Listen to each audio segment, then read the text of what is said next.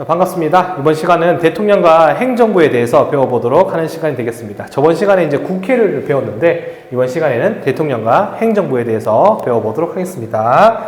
자, 눈 크게 뜨시고 필기 잘 준비하시고 자, 시작할게요. 대통령은 국가의 원수이며 행정부의 수반이다 라고 제목이 바로 적혀 있습니다. 이 말 자체가 바로 뭘 의미하는 거냐면 대통령이 하는 역할을 두 가지로 설명한 게 되겠습니다. 대통령은 첫 번째, 무슨 원수이다. 국가 원수이다. 국가 원수란 말은 무슨 뜻이냐면 국가에 무슨 자격을 가진다. 대표자의 자격을 가진다는 뜻이고, 행정부의 수반이다 라는 뜻은 행정부의 대장이다 이런 느낌이라고 생각하시면 됩니다. 우리 부서가 세 가지가 있었죠. 국회, 정부, 법원 이렇게 있는데 정부의 수반이다 라는 뜻이 되겠습니다. 그래서 국가 원수이면서 행정부의 수반이다 이렇게 기억을 해볼게요. 자, 대통령은 지위가 국가를 대표하는 국가 원수이며 행정부의 수반이다. 두 가지의 지위가 있고, 자, 대통령은 우리 헌법상 선출을 국민들이 직접 선거를 통해서 선출하게 됩니다.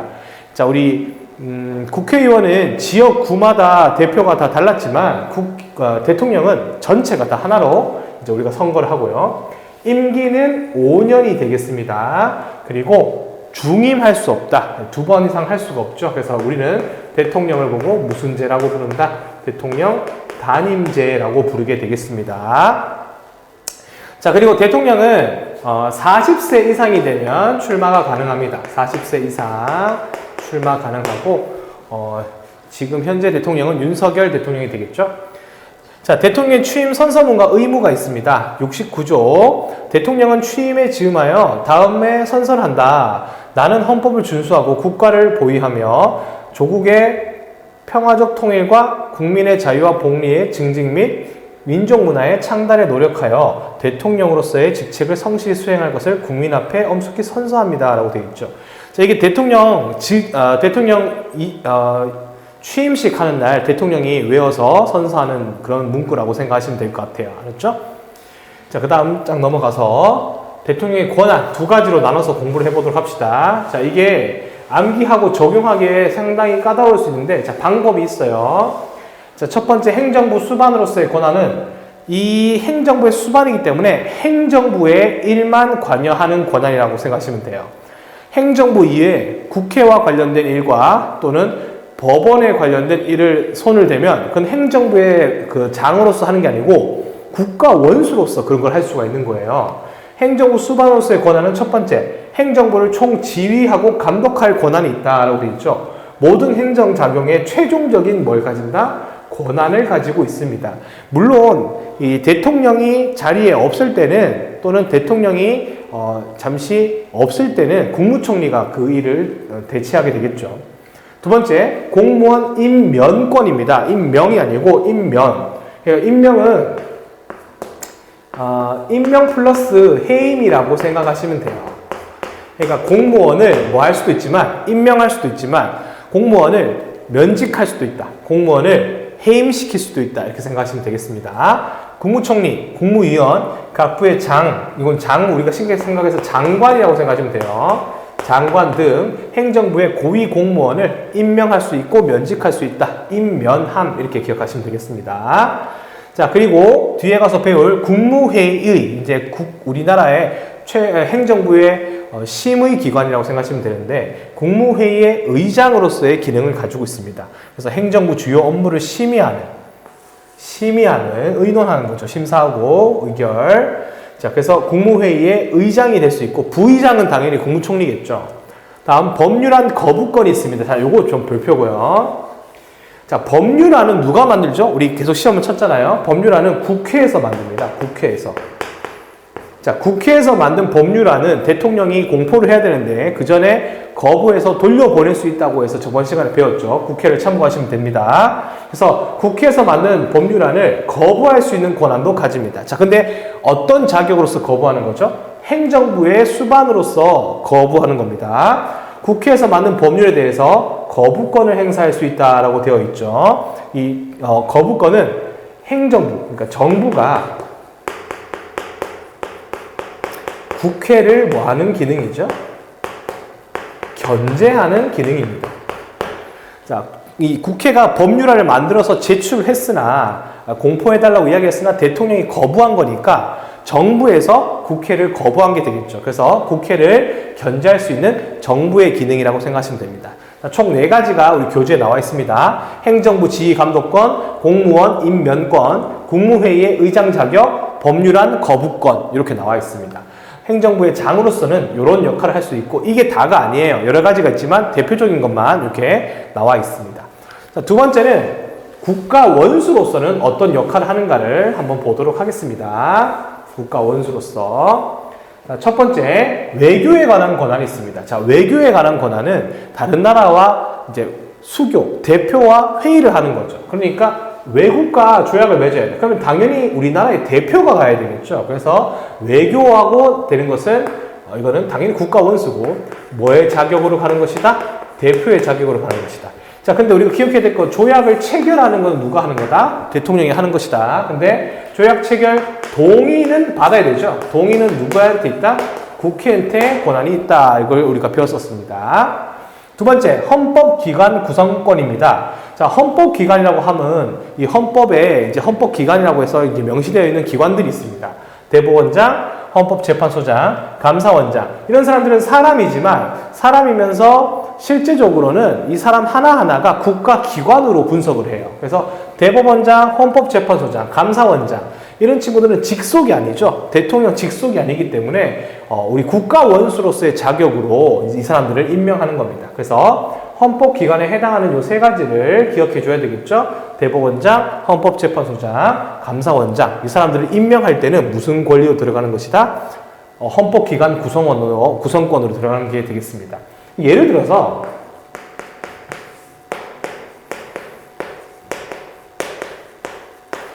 교육부 장관을 임명한다고 해볼까요?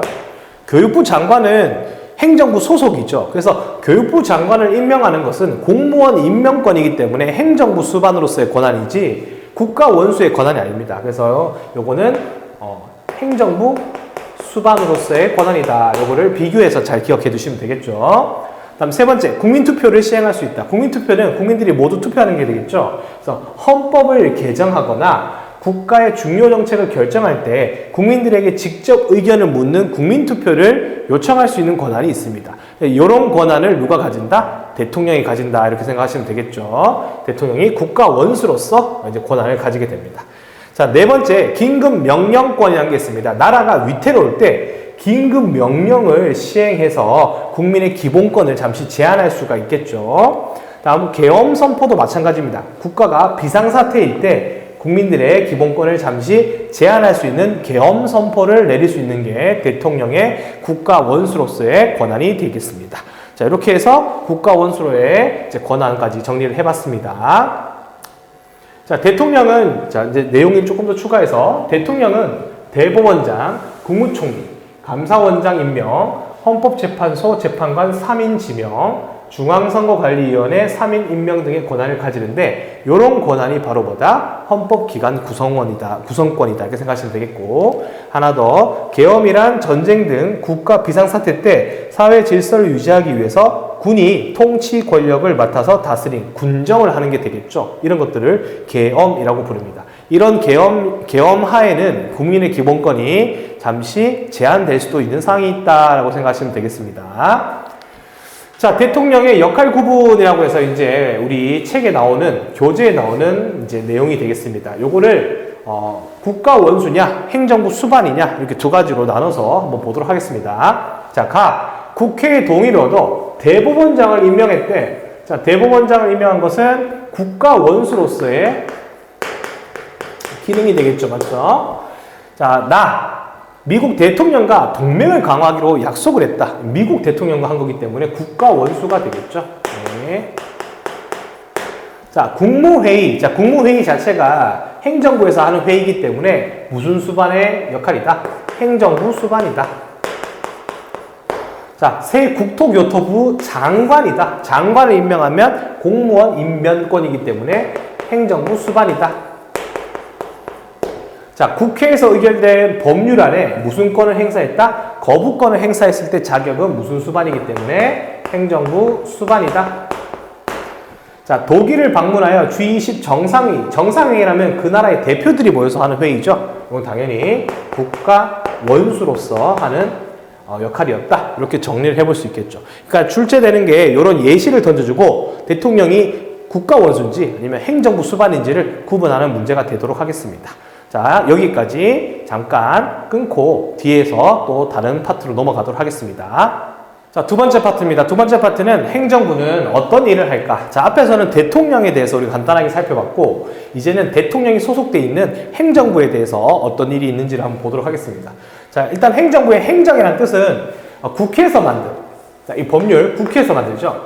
국회에서 만든 법률을 집행하는 역할을 합니다.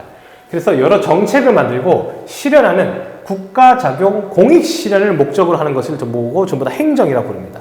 뭐 경찰관 아저씨들이 일하는 거, 소방관 아저씨들이 일하는 거, 보건소 직원들이 일을 하는 것, 모든 게 다 행정이에요. 그래서 일상생활과 관련된 정책을 만들고 집행하는 걸 행정이라고 부릅니다. 도로건설, 치안은 이게 이제 경찰입니다. 경찰.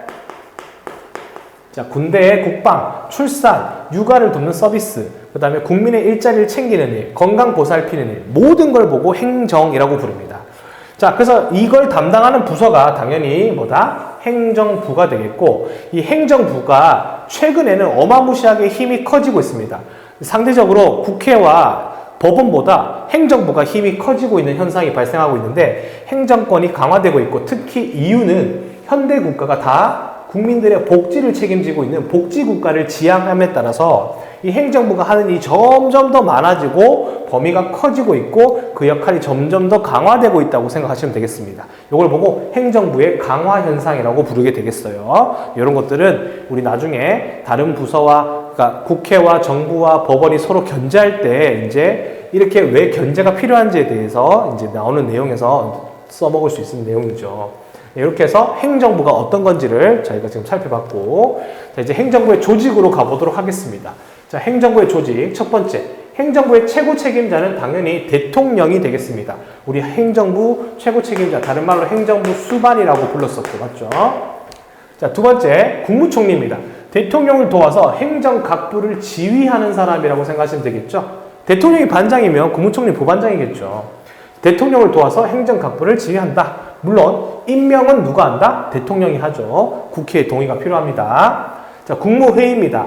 행정부 최고의 무슨 기관? 심의기관이고요. 행정부 주요 정책을 뭐 한다? 논의하고 결정합니다. 물론 이 결정을 회의에서 하는 거지만 회의의 결정권자는 당연히 누구다?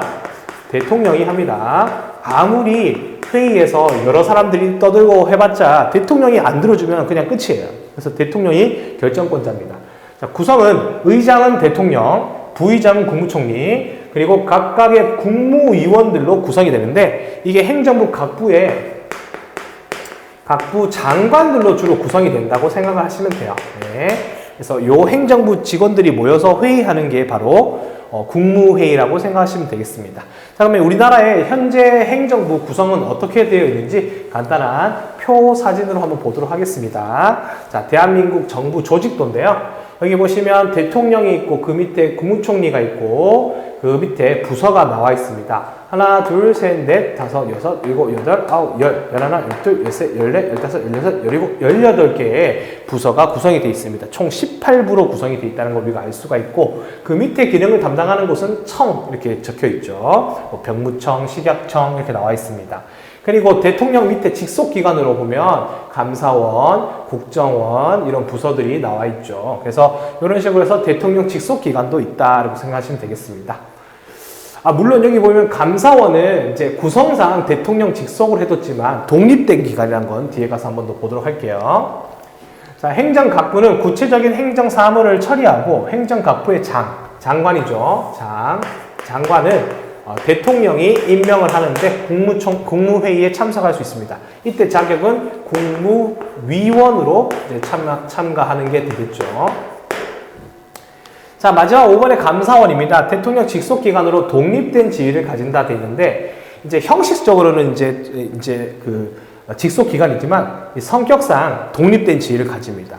그래서 기능은 국가의 모든 수입과 지출을 항상 검사하고 있고 행정기관과 공무원이 잘못하는 일이 없는지를 계속 감시하는 역할을 하는 곳이 감사원이라고 생각하시면 되겠습니다. 우리 역사에서도 고려시대, 조선시대에 이렇게 항상 이를 감시하는 감시 부대가 있었죠. 그런 거라고 생각하시면 되겠죠. 이렇게 해서 행정부의 조직과 기능에 대해서 알아봤습니다. 이제 마지막으로 그러면 이 행정을 각각 어디에서 무슨 일을 하는지를 한번 보도록 해야 되겠죠. 자, 가를 보시면 우리가 학생들이 많이 겪고 있는 셧다운제가 있습니다. 청소년의 건전한 인터넷 문화, 이거를 관리하는 부서는 당연히 여성가족부가 되겠습니다. 자, 두 번째, 나의 자유학년재생이니까 교육과 관련 있죠? 당연히 교육부가 되겠습니다. 자, 다 청소년 이용시설 금연구역이니까 보건과 관련 있죠? 보건복지부가 되겠고, 자, 경찰관 아저씨가 어린이 보호구역 제한 속도를 검사하고 있죠? 이것도 경찰청 소속의 행정안전부에서 이제 담당하는 게 되겠죠? 행정안전부 소속 밑에 경찰청이 있으니까 그렇게 되는 겁니다. 자, 그래서 각각의 부서가 하는 일이 이렇게 된다는 걸 기억해서 정리하시면 되고요. 자, 과제는 36쪽에서 37쪽을 풀어보시고, 이제 여기서 중요한 거는 대통령이 국가 원수인가 아니면 행정부 수반인가 이거를 구분하는 게 가장 중요하고, 그 다음에 각 부서가 하는 일과 감사원, 국무회의, 국무총리는 각각 무슨 일을 하는지를 구분해서만 공부해 두시면 되겠습니다.